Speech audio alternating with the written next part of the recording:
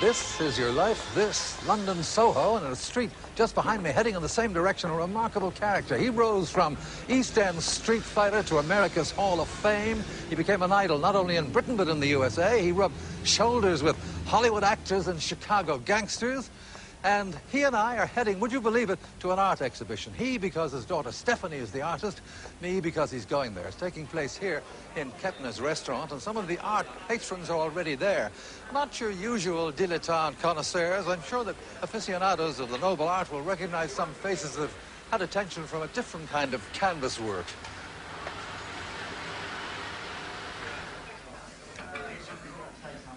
Stephanie, you all set? Yes, okay, ready. Well, I can't see him, but I know he's not far behind, so I'll study one of your works of art. I'll be back to him.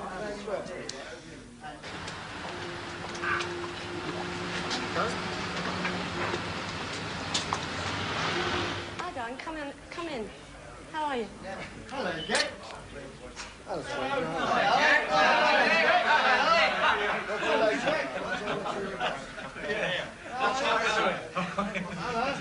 Hey, Jack. How you going? Jack, let me put you in the picture because it's not just an art exhibition, and thanks to your old colleagues from the Xboxers Association and Stephanie, my co-conspirator, we can say to the former champion of the world tonight, Jack Kid Berg, this is your life. That's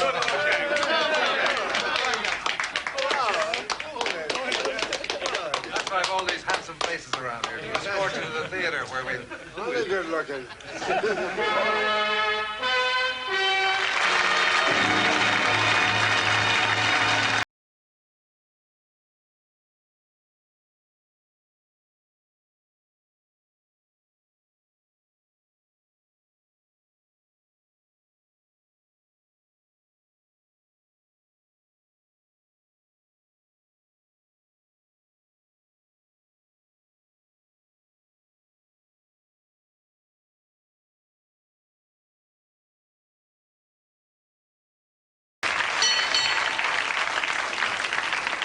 My lords, ladies and gentlemen, here in the Red Book corner, former world junior welterweight and British lightweight champion, Jack Kid Berg.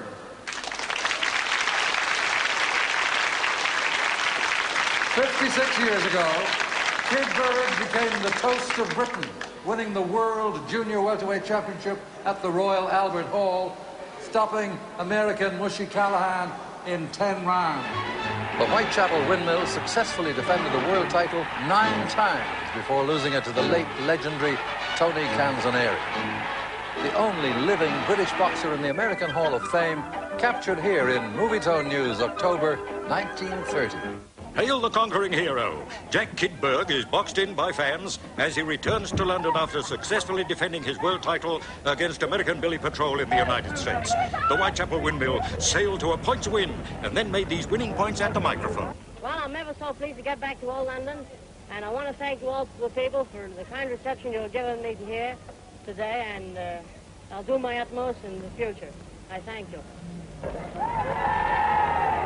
Well, that was 56 years ago, and tonight here in your old London town, Jack Kid Berg, this is your life, and I begin, for a reason that will be obvious. On one afternoon, early in the Second World War, you were on a spot of leave from the RAF, and you went for a swim at the outdoor pool at Roehampton. And so, too, did a young Irish girl all the way from County Kerry. And before I knew what hit me, I was head over heels. That same girl you met at the swimming pool 46 years ago, of course, your wife, Moya.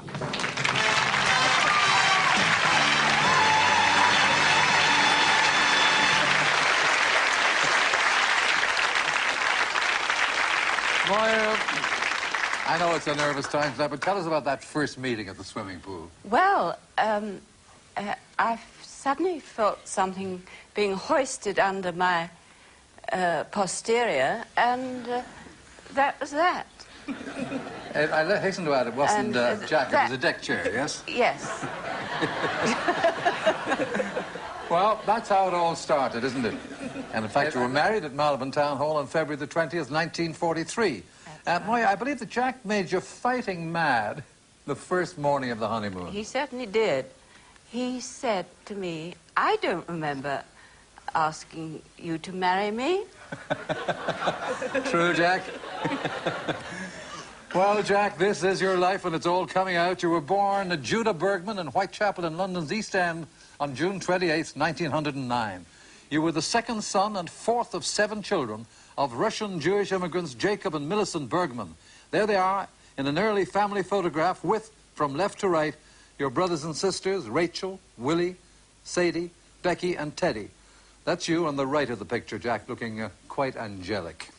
Now, that picture was taken just before the First World War, and although Willie and Teddy are no longer with us, and Rachel not well enough to be here, but tonight, some 72 years on, from their East London homes, your sisters Sadie, Becky, and Mari.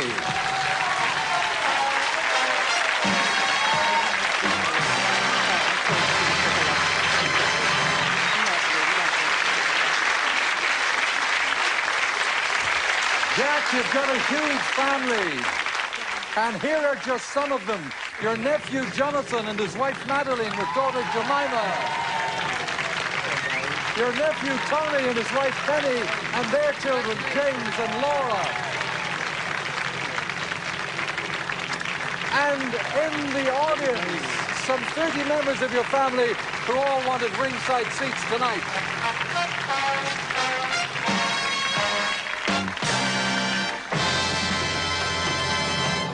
You spent your early years, Jack, here in Rumford Street, Stepney, 9 of you living in a 2-bedroom flat in the tough, depressed East End, where, like for thousands of others, it was a battle for survival. And, Mari, they were tough times, of course, for all the family, We used weren't to they? call them the good old days, but really, they weren't the good old days. My father was a tailor. His salary was £2 a week, and he had to feed 7 mouths. But Jack always eased the pressures, always. He always came up and made things fine. He made his 4 sisters beautiful weddings, and he bought my father and mother a beautiful home, and he even took them to America. And they're really very, very proud of him. Well, Jack, your father at first insisted that you start work as a cabinet maker, but you preferred nailing opponents. And you quit the job after just a short spell to concentrate full-time on boxing. In a remarkable ring career stretching over 21 years, you had a total of 192 professional contests, of which you lost only 26. It's a formidable record, as another great British ring hero confirms. Speaking to you from Spain, where I hope he is not, of course, using his famous hook on the golf course, heavyweight legend Henry Cooper. Watch it, Jack. Now, you're one of the greats of the ring. And all that you achieved has been an inspiration to a procession of boxers. Now, I grew up listening to stories about your exploits, particularly in America, where you showed them that the British boxer can rate with the best in the world. You are now the daddy of the British boxing. And though I can't be there with you in person tonight, I know Eamonn has got some great guys to help punch home the message that you are still king of the ring. Yes, great guys indeed. A star-spangled parade of former world boxing champions. Flyweight champion of the world, Terry Allen. Flyweight champion of the world, Walter McGowan. Flyweight champion of the world, Charlie Magri. Bantamweight champion of the world, Johnny Caldwell. Featherweight champion of the world, Howard Winston. Lightweight champion of the world, Ken Buchanan.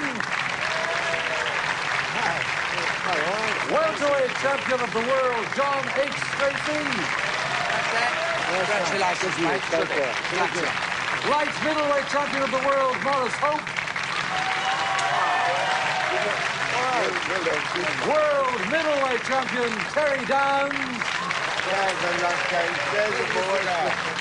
Middleweight champion of the world, Alan Minter.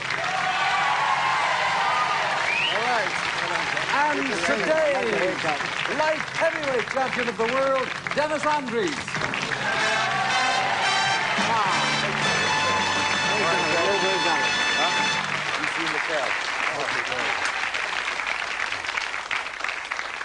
Ted, it's hard to believe that you began your professional boxing career when you were just 14 years old at the famous Old East End boxing arena, Premierland. And you were determined to follow in the path of another great East End boxing idol, the late Ted Kid Lewis. You started not at 14, but at the age of 11, never inside the ring, but outside in the street, in contests organized by not the Dead End, but the East End kids, the Whitechapel boys gang you used to hang around with. Now, the contests were staged to draw the interest of passers-by in the hope of raising a few coppers. And maybe this was what it was like, Jack, as we take a trip down memory lane. Now, this is how you first started fighting, Jack. You used to take on and beat all-comers. And I'm sure it brings back memories of Myrtle Street School and your old Whitechapel boys gang. And from those far-off days, bridging the First World War, just look who are watching and remembering. Nat Fishman, David Alderman, brothers Sam and Joe Greenberg, and Lou Sugarman. And, of course, they're all here tonight. Come on, boys.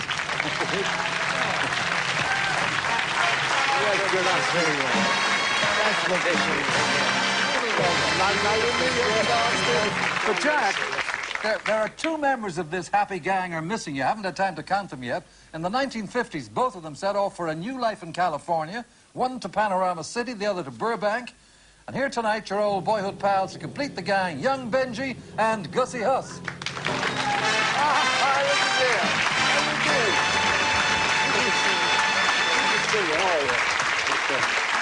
Now, Dave, let me ask you, or Young Benji as I called you, do you have clear memories of those street fights? Distinctly, very much. When he first came back from America, when he had his greatest fights there, all the kids in the neighborhood wanted to emulate Jack Kid Berg. We all wanted to be Jack Kid Berg. We used to fight in the streets for nubbins. You were terrific. And Gussie, you used to go to Jack's fights at Premierland. Right. Remember your first fight when you came out and we went down the street and we were all shouting, you won the fight, and you had a black eye. And your father said, what, you've been fighting again? And you put his hand in your pocket and you gave him, you said, look, I've got my money for fighting. And your father said, go back and fight again. Thank you for your Whitechapel old boys. Thank you, boys. Well, after 5 years as a professional, Jack, and still only 19, you set sail for the United States in 1928 because you wanted to try to establish yourself as a world title challenger. You went first to Chicago of the Roaring Twenties during what were the uneasy speakeasy days of Prohibition, when gang bosses like Al Capone and another feared gangster, Legs Diamond, were in gun-happy control. Now, here's a newsreel flashback that should stir some memories for you. Friends, Jack Legs Diamond, whom somebody trumped with 5 bullets a few months ago, emerges from enforced retirement at Welfare Island Hospital to return to his home in Accra, New York. So he climbs aboard a train to take himself for a ride to what he hopes is safety. Well, now, safety didn't last long because soon after those pictures were taken, he was shot, and you weren't far away at the time. Downing Hotel. You were staying in the same hotel? Yeah. Well, gangsters apart, Jack, you mixed in more respectable celebrity circles and counted many Hollywood stars of the 30s among your friends. And among them was an up-and-coming young film director, screenwriter, and actor, a boxing fanatic who's kept in touch with you since, seeing you score one of your most memorable victories in New York City 54 years ago. To try to put all the outlandish things that have happened to Jackie Kid Berg into one film would be sheer folly. He's led an incredible life. Speaking to you from his home in Los Angeles, that giant of the film world, director of such film classics as Moby Dick, Fat City, and The African Queen, John Huston. It's good to see you again, Jackie, after all this time, all in one piece. I recall a night more than 50 years ago at the Polo Grounds in New York when you stepped into the ring with one of the greatest fighters of our time, the Cuban, Kid Chocolate.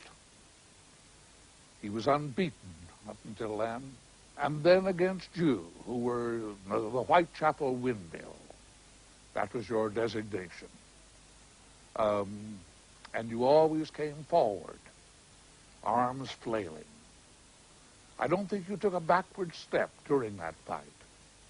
And you surprised the audience, the polo grounds, and New York and the world by winning against the unbeatable Kid Chocolate.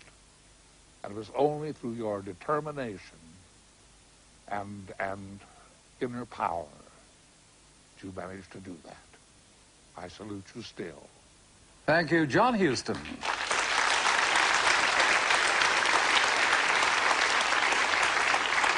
Well, now, that victory over Kid Chocolate made you the talk of America, Jack, and you were cock-a-hoop. I am, after winning my fight with Kid Chocolate. It is needless for me to say how overjoyed I am for beating such a cagey boxer as Chocolate. My greatest ambition is now to bring to England the lightweight championship of the world. And however, I want to thank the American public for the way they have treated me here in this country. Now I will introduce to you my manager, Frankie Jacobs, and my two trainers, Whitey Bimstein and Ray Arcel. Not forgetting my closest associates, I thank you. Well, after your second triumph against Kid Chocolate, you made your first challenge for a British championship here at the Albert Hall on October the 29th, 1934, defeating another great boxing idol from the East End, Harry Misler.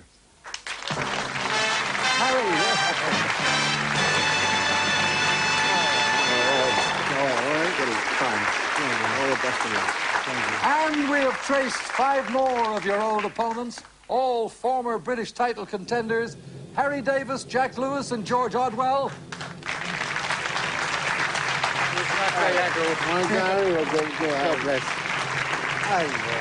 British welterweight champion 1935, Pat Butler. And your 3 times opponent in 1925, former British feather and lightweight champion from Sheffield, 81 years of age, Johnny Cuthbert. Johnny.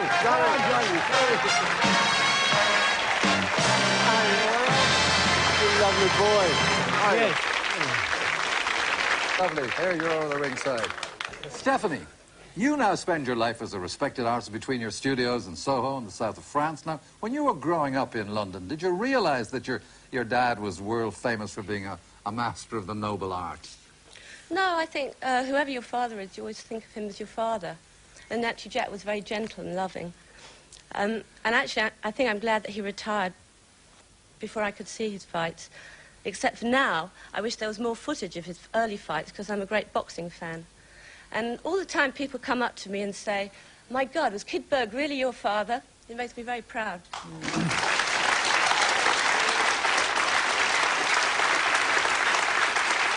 Now, at the close of your boxing career, Jack, you went into films as a stuntman, and the horse riding hobby that you'd taken up in America helped you to get work. Now, one of your earliest appearances was in the famous charge scene at the Battle of Agincourt in the award-winning 1944 film Henry V.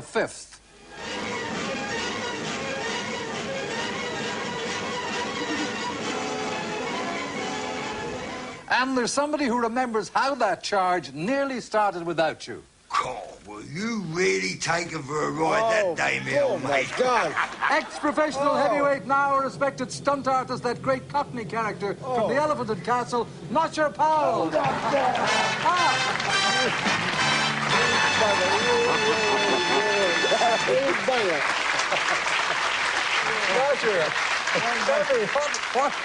What about Jack being taken for a ride? Tell us about that. Well, very quickly. We've been rounding up about 300 horses for weeks, and some of these horses had never had oats in their life. We all turned up, the stunt guys, and the first assistant said, the horses are all over there, chaps. Just go and select your mount, and that horse will be yours for the remainder of the film.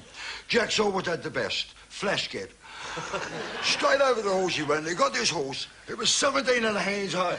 High, honestly. Even I had trouble in putting the bridle on. So the orders was that Larry, that was Solange Olivia, would be out front. And when he raised his sword up on high, we would go forward at the walk. Once at the trot, twice at the canter. And when he went like that, we went hell for leather. He went past me like dancing bravely out the 12, and about 2 hours later, when we were sitting down playing poker, Jack rode up and he said, "Deal me and I've had a ride." That was it. Lovely. Thank you, Thank you. Well, despite that, or because of that, you had a long career in films, Jack, but as a boxer, you'll always hold a place in the Hall of Fame. Now, you're so proud of your NBA World Championship belt that you keep it in a bank vault, except for very special occasions. And just last September, 56 years on, another gutsy British fighter went into the enemy camp in search of such a belt. And when he ended the unbeaten run of the great Don Curry to create one of the great boxing upsets of all time, he threw himself across the ring in a frenzy of delight. Yes, of course, proudly wearing his WBA belt, undisputed world welterweight champion, Lloyd Hannigan.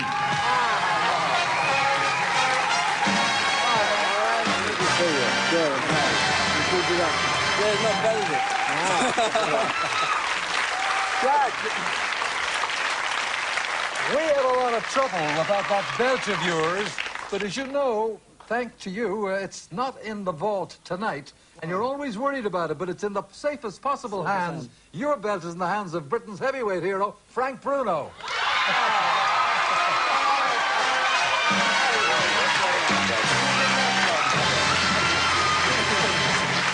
Lloyd, let me ask you, what does Jack Kid Berg mean to you?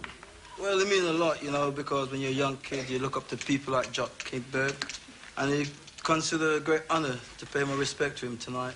Well said. And Frank, I bet you could grow attached to that belt, eh? It's a beautiful belt, Eamonn. You know, every youngster, every boxer dreamed of having a belt like this. I hope to have a belt like this one day. But it's Jack's belt. Yeah, but then one day you will. Cheers, Jack. Thank you. Thank you, Frank Bruno and Lloyd Hannigan.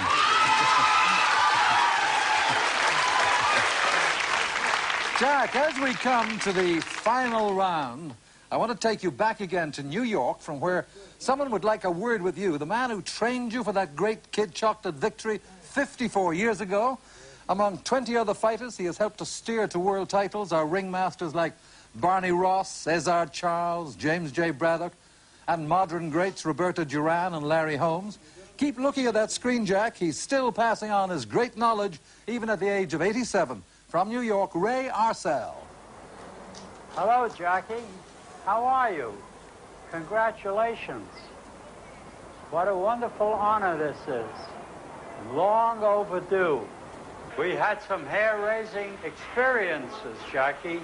Remember that incident at the Harding Hotel when we just had come back from the gymnasium after a hard workout and we were relaxing, and two gunmen rushed into our room with drawn pistols and were going to kill us both because they learned that you were flirting with Lex Diamond's girlfriend.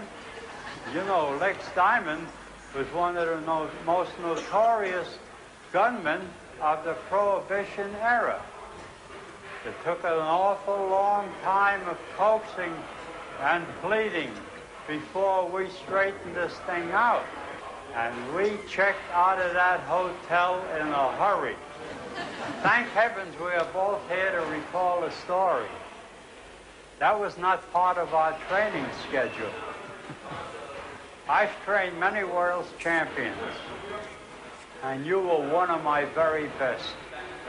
I always admired you as a boxer. I salute you as my friend. Cheerio. God bless.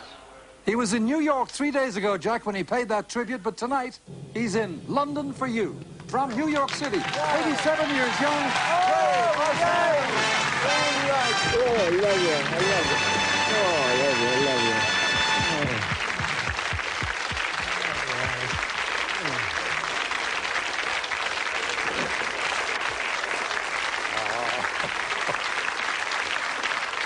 Jack Kid Berg, a champion for all seasons. This is your life.